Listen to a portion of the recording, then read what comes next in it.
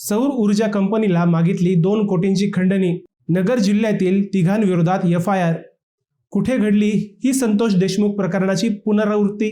नगर तालुक्यातील चिचोंडी पाटील येथील सनस्ट्रीम green energy private limited या कंपनीच्या संचालक व कर्मचाऱ्यांना मारहाण करण्याचा गंभीर प्रकार 27 एप्रिल रोजी घडला।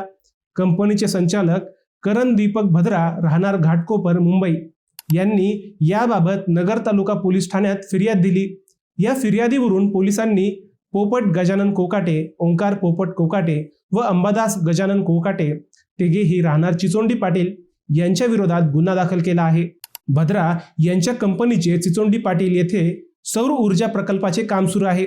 वरील तिन्ही आरोपींनी 27 एप्रिलला या प्रकल्पाच्या कामावर जाऊन तेथील कर्मचारी व संचालक भद्रा यांना मारहाण केली। त्यानंतर त्यांनी कंपनीचे काम सुरू ठेवायचे असेल तर 2 कोटी रुपये द्या असा दम दिल्याचे फिर्यादीत म्हटले आहे। मस्साजोग येथील सरपंच संतोष देशमुख हत्या प्रकरणही याच कारणातून घडले होते। आता नगर जिल्ह्यातही खंडणी मागण्याचे लोण पसरल्याने एकच खळबळ उडाली आहे।